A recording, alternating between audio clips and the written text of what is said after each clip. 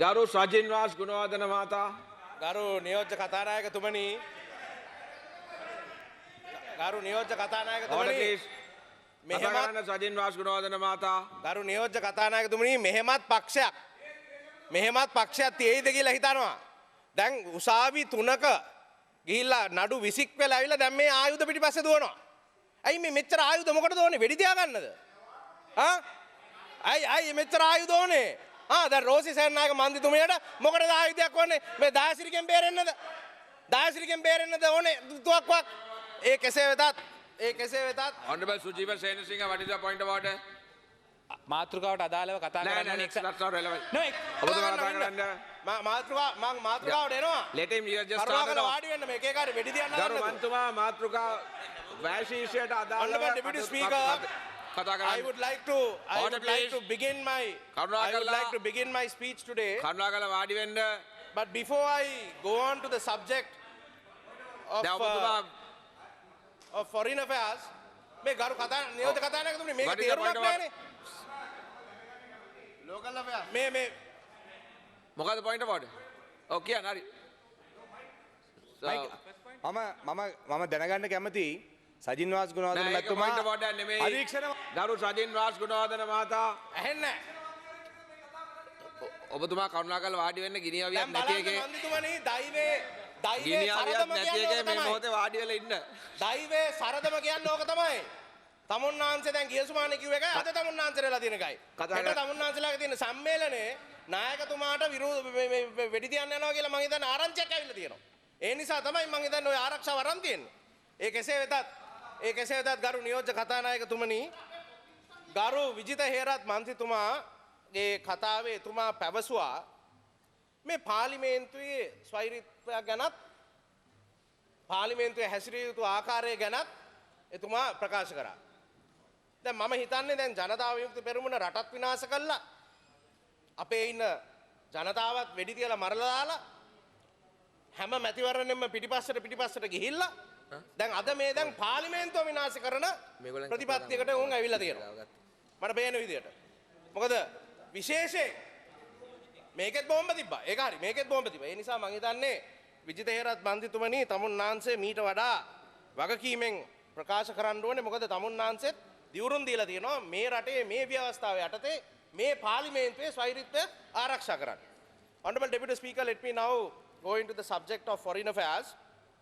Much was spoken today from the government benches as well as the opposition benches.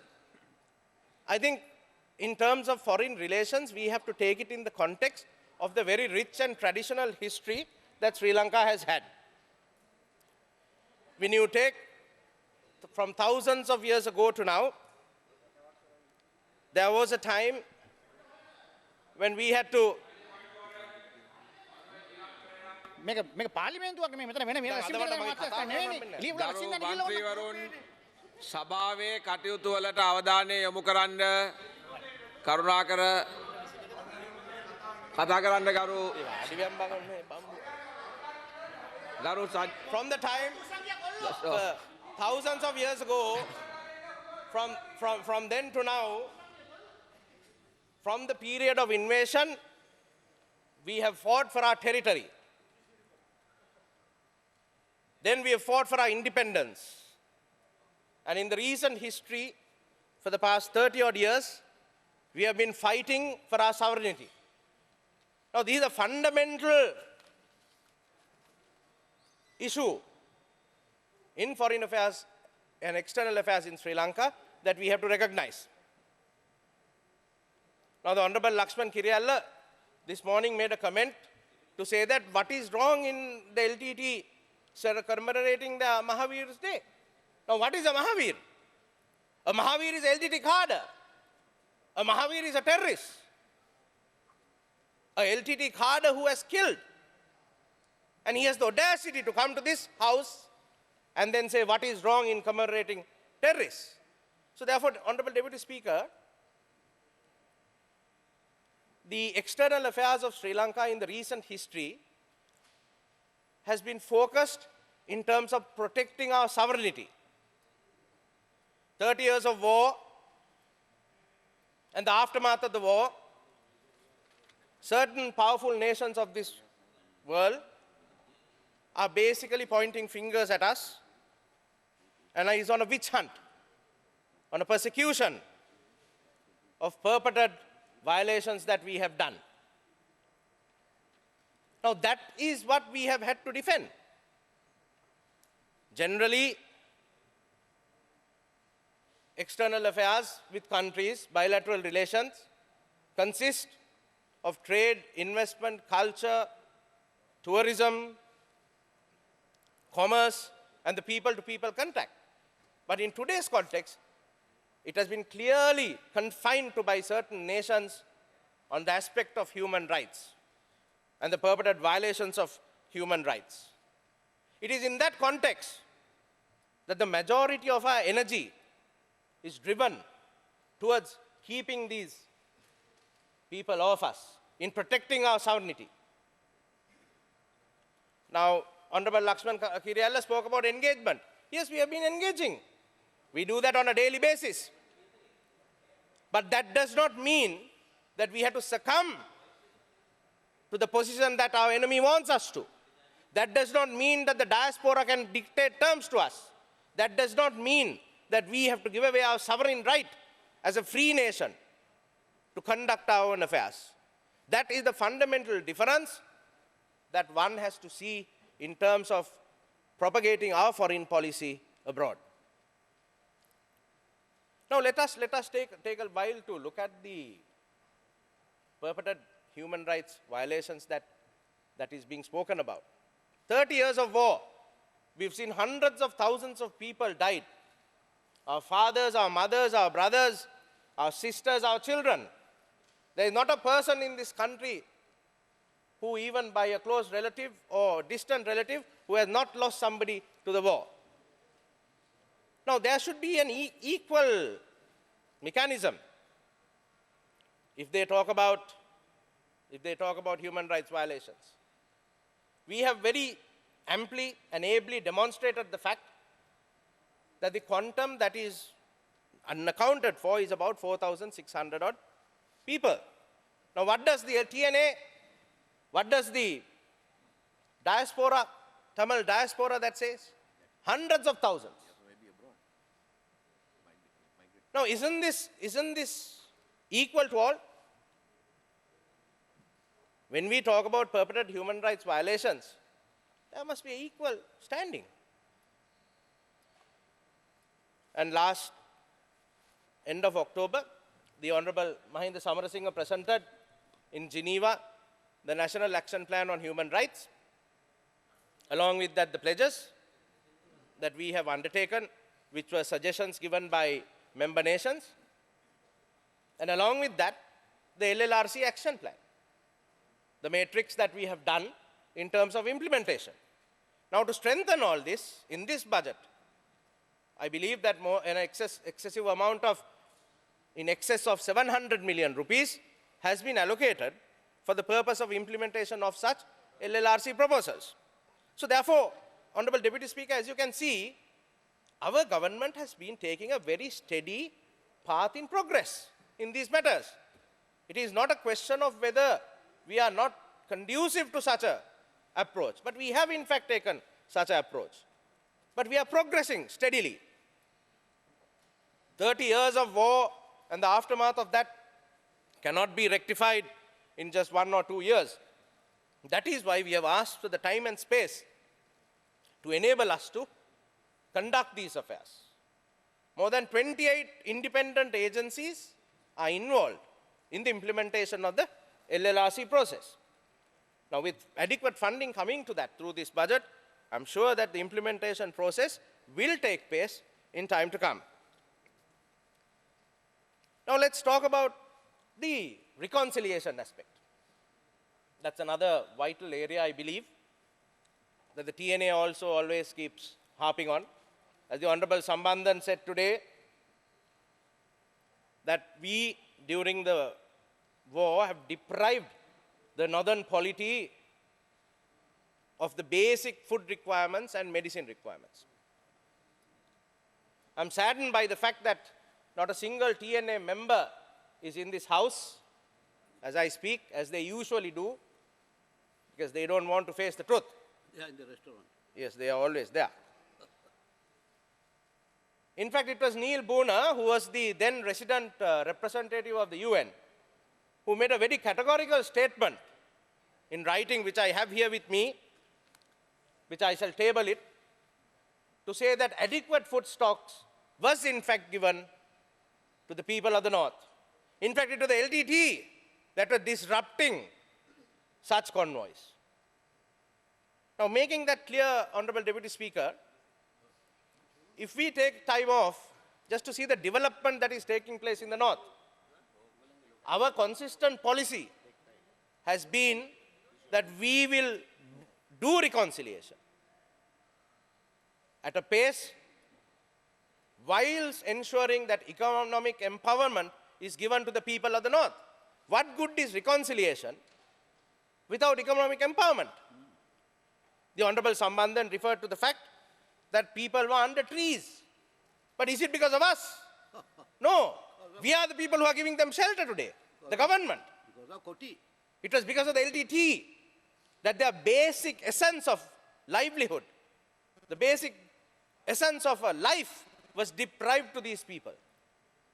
That is what we are rectifying today. And perhaps that is what the TNA does not want to happen for electoral gain that they always connive for. So therefore, Honorable Deputy Speaker, if one goes to the North, if one sees for oneself what is actually happening there, look at the quantum of funds that have been channeled to the North. For every sphere, education, health, infrastructure. Now the Northern economy is growing at a rate of 27%. And yet, the TNA comes to this August Assembly and says there is nothing happening. Today, people are given houses, they are given livelihood, they are given water, they are given highways and economic activity. Sometimes when I go to my electorate, my people ask me, why can't you also give us at least a portion of that? We are also deprived of these things. But then we take the time to inform them the necessity to develop those areas. Because for 30 to 40 to 50 years, they have been neglected.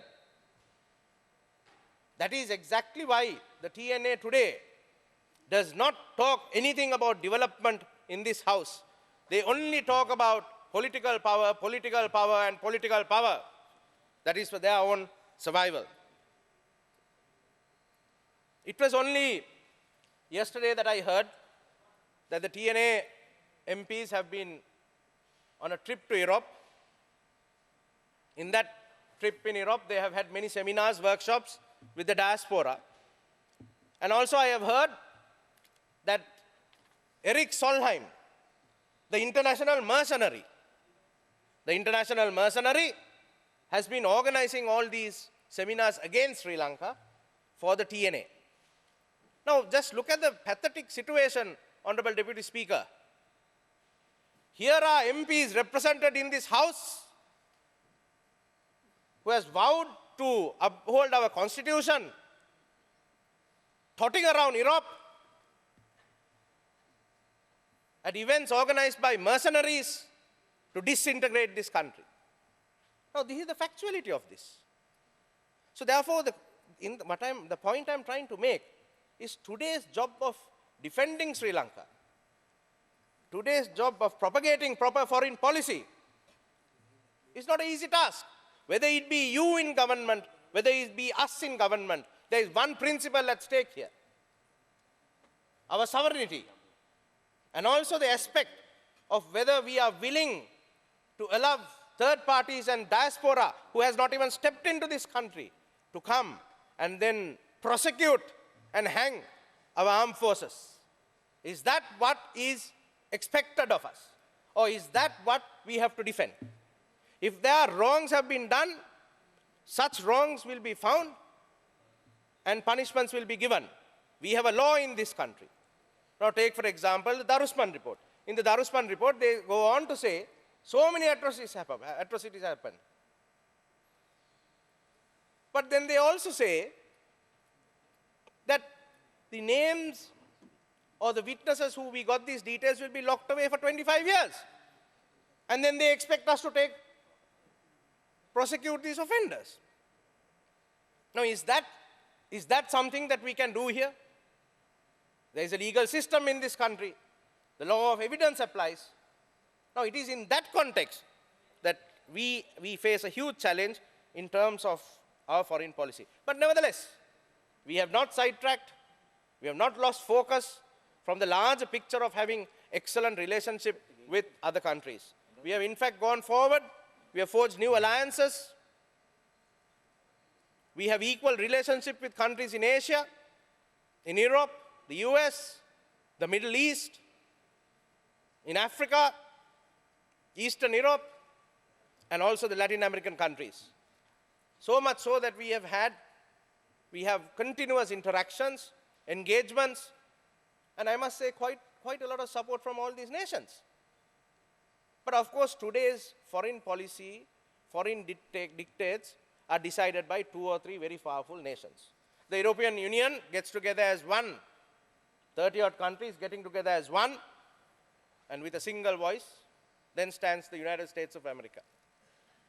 So therefore, it is an arduous task, whilst maintaining our bilateral relationship, whilst maintaining the sovereignty of our country, and whilst propagating investment, trade, tourism, we have to forge ahead. So the future of Sri Lanka's foreign relations is looking good now. It's looking good for the simple reason that we have also been able to concentrate on developing economic activity, forging ahead with new tourism potentials. But at the same time, the aspect of human rights and the aspect of the persecution of Sri Lanka is something that we will defend to our last minute. That we will not compromise. I'm sure the Honorable Sajith Premadasa will agree with me when I say that there is no compromise one can do when it comes to defending your nation. I'm happy that the Honorable Suresh Premachandran has come back to the House, because I made some references to the TNA. Honorable Member, I would like to make a request, personal request from the TNA. I know you're a tough person who believes in the path that you have taken. The TNA must come to self-realization. The government may have our faults. We are not 100% perfect. But the fact that the government's initiative in terms of developing the North today, in terms of giving the people an economic empowerment, must be one factor that is recognized by the TNA. If you don't recognize that, the TNA cannot get up and say there's absolutely nothing happening.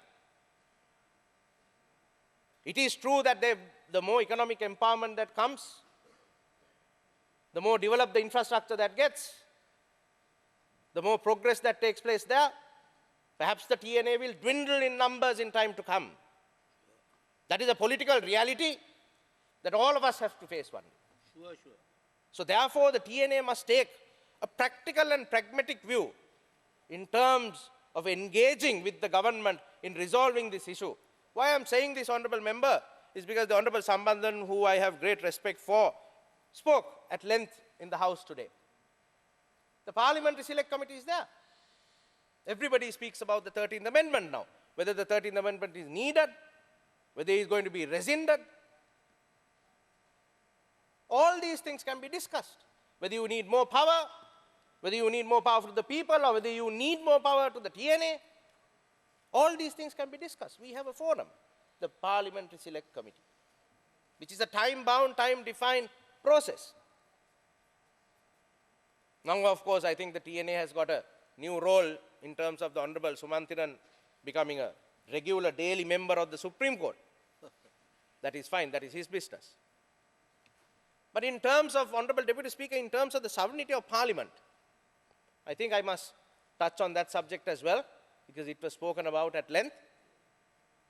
The JVP today is talking about the way the Honorable Vijitha Hera spoke, basically tantamounts to the fact that Parliament is a non-existent entity.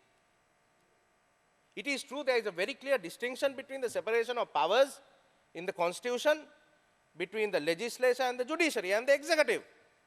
But the sovereignty of this House, the sovereignty that we protect, the franchise of the people that we enjoy in this House is something that cannot be compromised and that cannot be. Thank you. I will conclude, Honorable Deputy Speaker. I was amazed 2 weeks ago by the Honorable Lakshman Kiriyalla and the Honorable Sujiva Senasinghe, who actually ridiculed the President of Uganda and the King of Swaziland who visited Sri Lanka. Now, aren't these countries,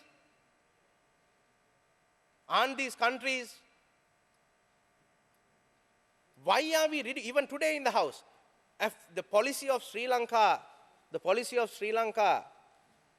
approach towards forging relationship with the African nations were ridiculed. Why is this? Are African nations, what is wrong with them? Shouldn't we forge alliances with them? If we forge alliances with China, if we forge alliances with the USA, if we forge alliances with the UK, with Kazakhstan, with Singapore, why not Africa? Why not Uganda?